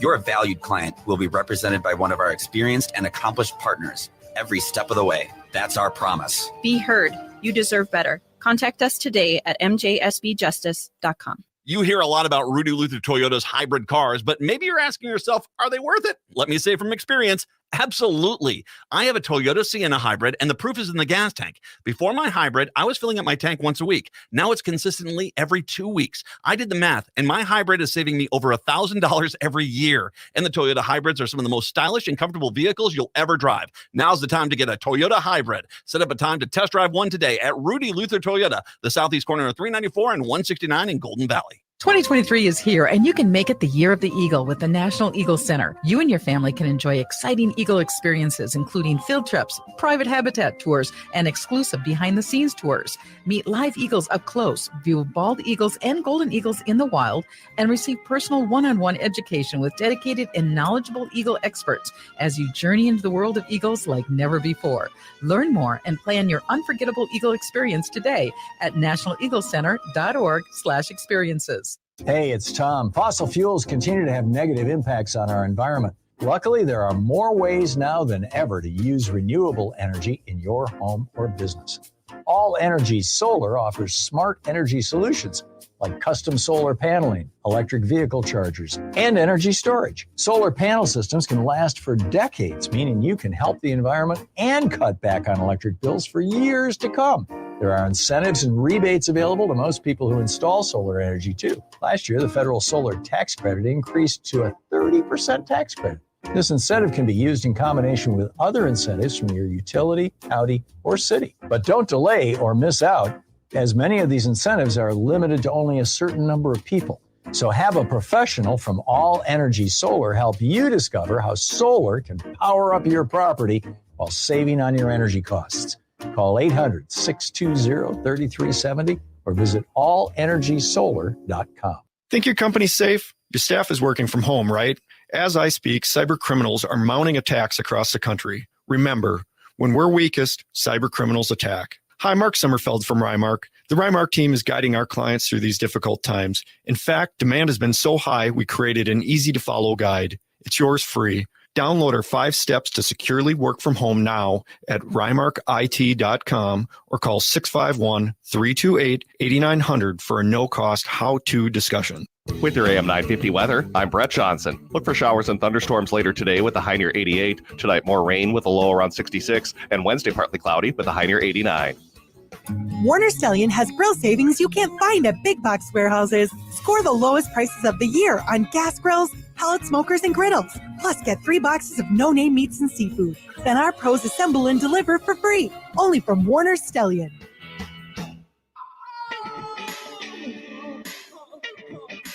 AM 950, the progressive voice of Minnesota. It's the Matt McNeil Show. I got to tell you the truth. I am still somewhat stunned by the story that I read yesterday about this guy down in Sleepy Eye basically saying, we can't use Native American terms. How are we supposed to go on? I'm like, dude, just Pine High School, Rock High School. For goodness sakes, pick a name, man, that doesn't have to do anything to do with Native Americans. Why are you so intent on having, at least that's the way I took that entire article, is some kind of snarky comment that basically, I guess we'll just have to go with ISDN 84 or whatever it is. ISD 84. I mean, just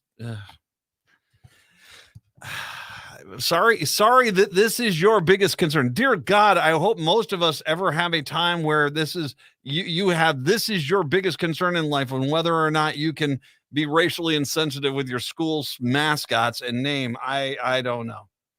I'm stunned. I guarantee you that guy sitting there going, no, I'm right. Let me tell you how important this is. And you're like, oh, for God's sakes, man. Just get over it. Get over it. I could coordinate a time for you to come talk. I'll tell you what, if you want to, I'll get in Native American leaders and you can sit here and tell them why that you as a white person, or a non-Native American, maybe I should better say it like that, non-Native American should have the right to use Native American terms and languages for, I'll let you get to that. I can make that happen. Minnesota became the 23rd state in the country to legalize recreational marijuana for adults after Governor Walz signed the measure into law today at noon. I would say I was a little concerned about this, especially after the vetoing of the Uber Lyft bill.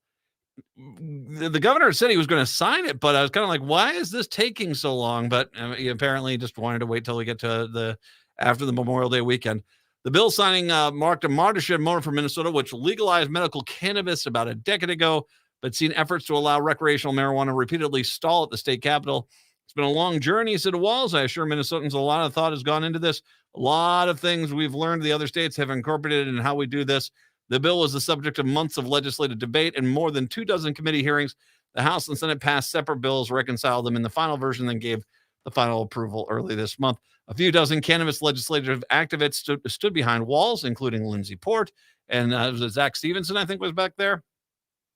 But of course, Jesse was there. Governor Jesse Ventura and his wife Terry were among them. Ventura, a longtime proponent of marijuana legalization, recalled how the drug helped stop his wife's seizures about a decade ago. The Venturas had to obtain marijuana illegally from Colorado until Minnesota set up its medical cannabis program. We didn't want any families to go through what the First Lady and I went through. Now today they will never have to. Ventura said, this is a huge day in our family's life. There you go. So let's run through it. Here's a lot of stuff. There's actually a lot in this bill. And and we really haven't we've done this because, we just kind of talked about legalizing dope, but let's talk about all the stuff that this does.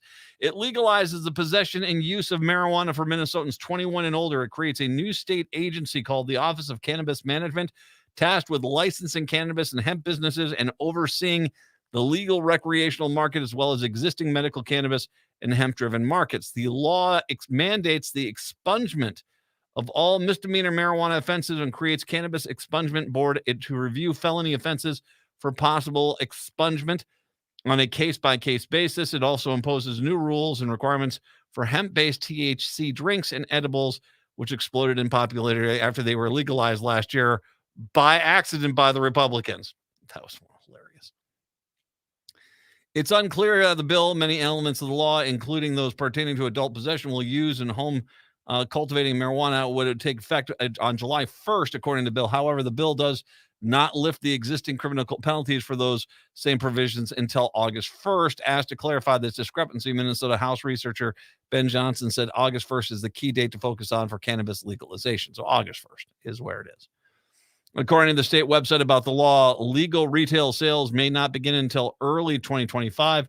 Virtually all of the bill's changes in the state medical cannabis program take effect on March 1st, 2025.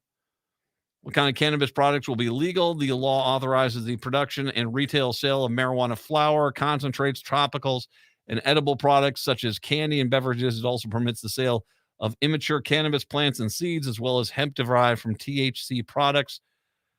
Minnesotans 21 and older will be allowed to possess or transport in public up to 2 ounces of cannabis flower, up to 8 grams of cannabis concentrates, and edible cannabis product containing up to 800 milligrams of THC, the active ingredient in marijuana. They could also possess up to 2 pounds of marijuana in their homes.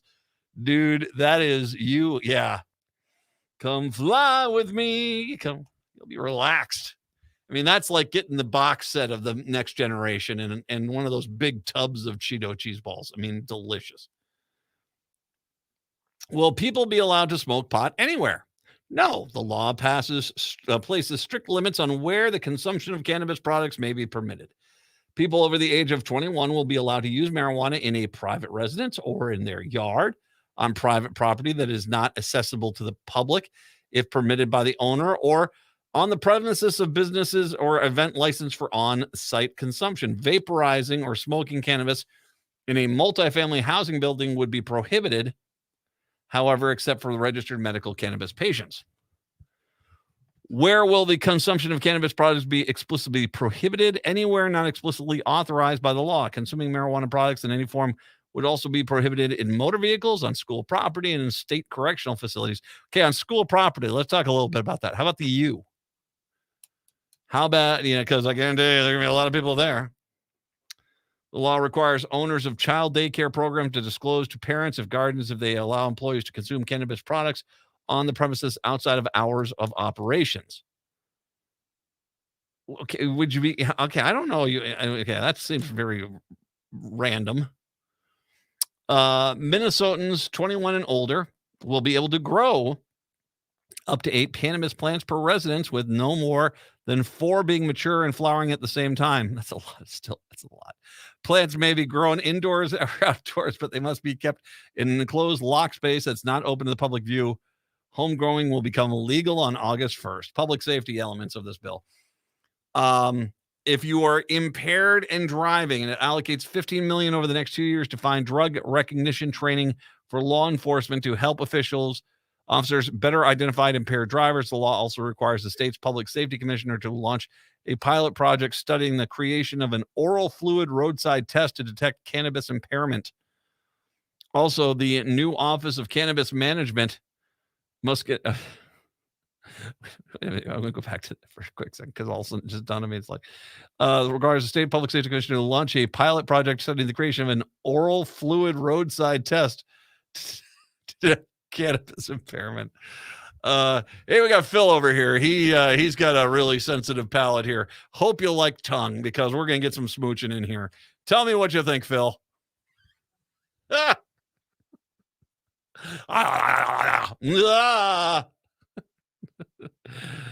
Oh, yikes, Torgo.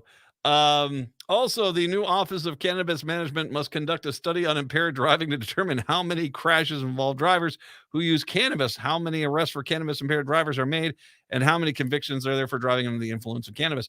To my knowledge, some of these states that have legalized it, they haven't really seen any major impacts on that level. So Minnesota's public safety commissioner must contact with Hennepin County to produce a statewide baseline. A high intensity, the state line baseline, high intensity drug trafficking area report on marijuana. That report, due February 1st, 2024, must include information on past and present marijuana use in Minnesota, marijuana potency, public health impacts, emergency room admissions, that sort of thing. Driver education programs will also be required to include information on the effects of cannabis use. By the way, all of a sudden it just dawned on me. Gosh, the DFL, okay, you want something brilliant? Do you remember how I told you that you won't be able to buy marijuana until March of 2024? What does that do? It basically said it turns marijuana once again back into a campaign issue in 2024, because the Republicans, the law is not going to go into effect. The Republicans could go on out there and say, we're going to repeal it. You give us the power of the Minnesota House, we'll fight to repeal the marijuana laws. That's not a bad idea, man. Go up, but put them on the defensive again, because the vast majority of people in Minnesota want this legalized. Driver education programs will be required to include some information on the effects of cannabis use. What will remain a crime under the law? That's actually a good question. During driving under the influence of cannabis will be a crime, along with selling marijuana without a business license. Possession of more cannabis or home growing more plants than legally allowed. Local governments will be allowed to adopt ordinances making public use of cannabis products a petty misdemeanor. Similar to the state's open container law for alcohol, it will also be illegal for having an open cannabis product in a vehicle, except in the trunk or in a similar area of the vehicle that can't be assessed while driving. Market and regulation. How will the legal marijuana markets be regulated? Cities, counties, along with the Office of Cannabis Management, will be in charge of licensing cannabis businesses. Enforcing the new law, cannabis products will be subject to testing for potency and contaminants. Retailer can only be allowed to sell approved products. Can I just say, how many small towns? I was driving out through a lot of small towns. Went past Glencoe, went out there towards Hector, and then went down to the park. How many of those towns have empty buildings in them right now that you could easily put a dispensary? Wow. I mean, and you know what? Your local population is either going to buy it locally or they're going to go buy it someplace else. So what sorts of businesses does the law authorize? It's going to be 15 types of licenses. Cannabis cultivator, which allows a license holder to grow enough cannabis plants to fill up to 30,000 square feet. Hello. I'm going to take a slow walk down there, man. I'll be right back. Cannabis manufacturer allows the process of cannabis flower into other products. Cannabis retailer. Cannabis micro business, which allows a company to cultivate up to 5,000 square feet, manufacture and sell cannabis products at a single location. Cannabis meso business, which is similar to micro business, except larger. Thank you for that. Cannabis wholesaler. Cannabis transporter. This is a jobs bill, man. This is a freaking jobs bill. It really is. Cannabis transporter, which allows the holder to transport cannabis. Cannabis delivery service. Oh, yeah. Got your Uber Eats, too. That's allows a business to purchase cannabis products from retailers and then deliver them. Cannabis event organizer, allowing the holder to organize cannabis events lasting up to 4 days. Event organizers may charge entrance fees and verify that all attendees are 21 and older. They may also designate space for on-site consumption. Also, the law requires manufacturers and retailers to lower potency hemp, THC, collect edibles and beverages, which were legalized in Minnesota last year, to be licensed and regulated by, because there was no licensing on them. The Republicans, like I said, they accidentally made them legal. So, yeah, it's a jobs bill, man. This is a jobs bill. How many jobs did you just create by making hemp legal or marijuana legal in Minnesota? A ton. A ton of jobs that did not exist before this bill are about to begin. Nicely done, DFL. Nicely done as well. Let's take a break. I'll come back, finish up this, and then talk about where does the pro-marijuana parties go now in the state of Minnesota? Because trust me, I think the Republicans will do everything in their power to keep them around. 952-946-6205, 952-946-6205. Take a break. Come on back. It's the Matt McNeil Show right here on AM 950. Hi, I'm Mary T. of the Mary T. family of companies. Our new Camellia Rose Assisted Living and Memory Care is a bold reimagining of what assisted living can be. Our emphasis is on creative meals, outdoor walking paths, and a spectrum of restorative therapies and activities. We are founded on a history of care.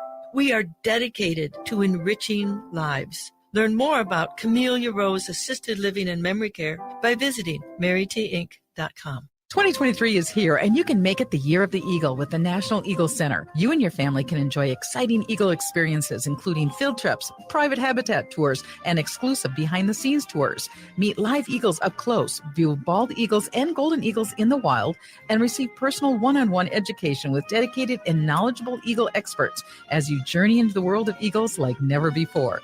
Learn more and plan your unforgettable Eagle experience today at nationaleaglecenter.org/experiences.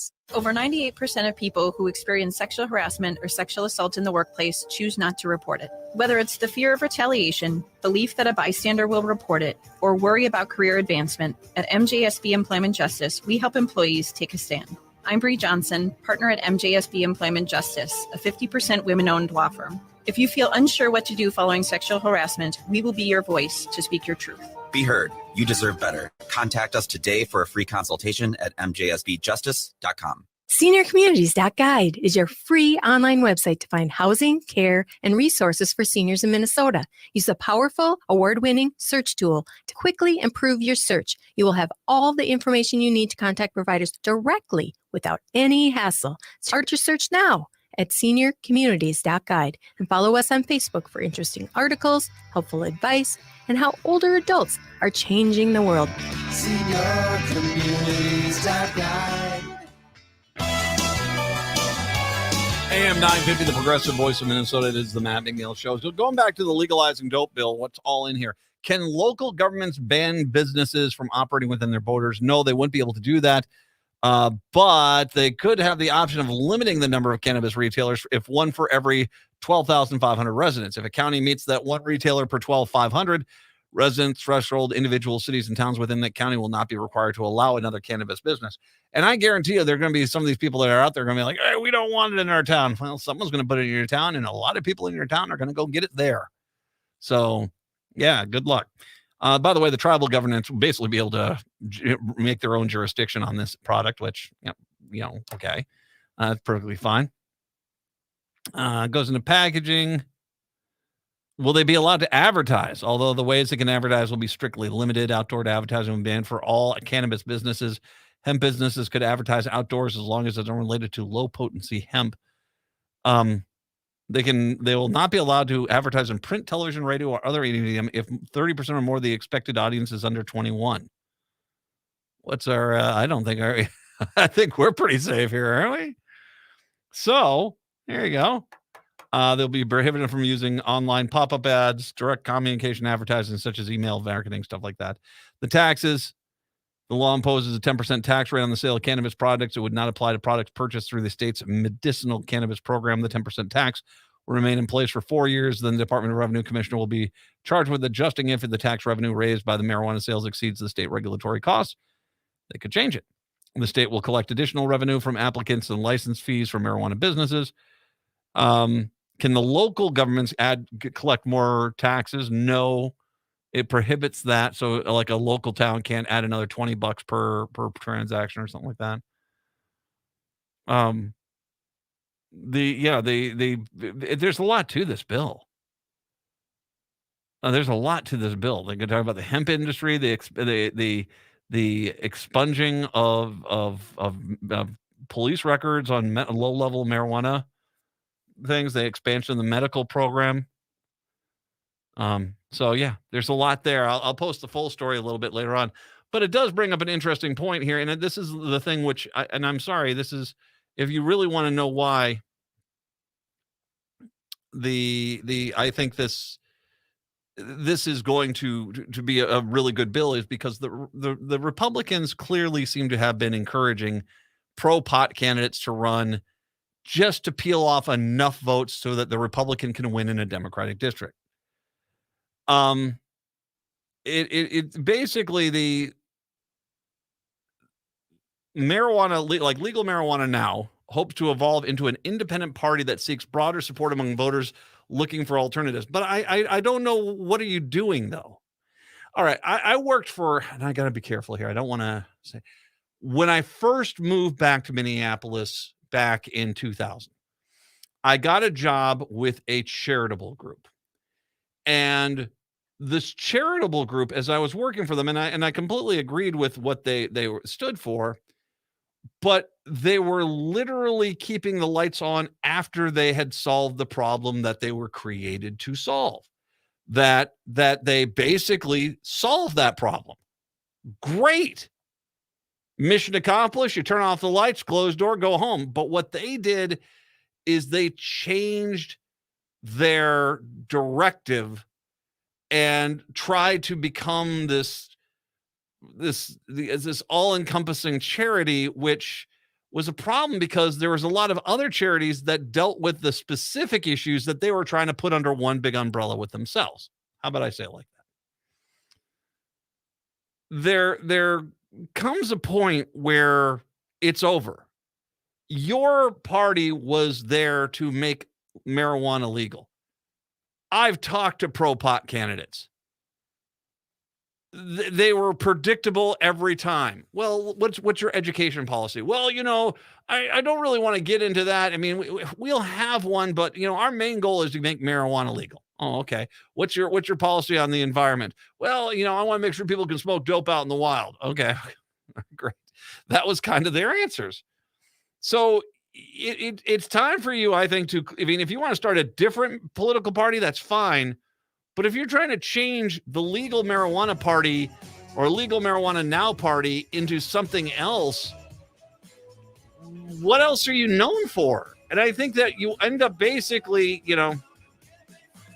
it'd be better just to stop and restart from scratch, because I don't think anyone votes for you for any other reason outside of legal marijuana unless they want a spoiler candidate to hurt the Democrats, which doesn't look like that's going to happen anymore.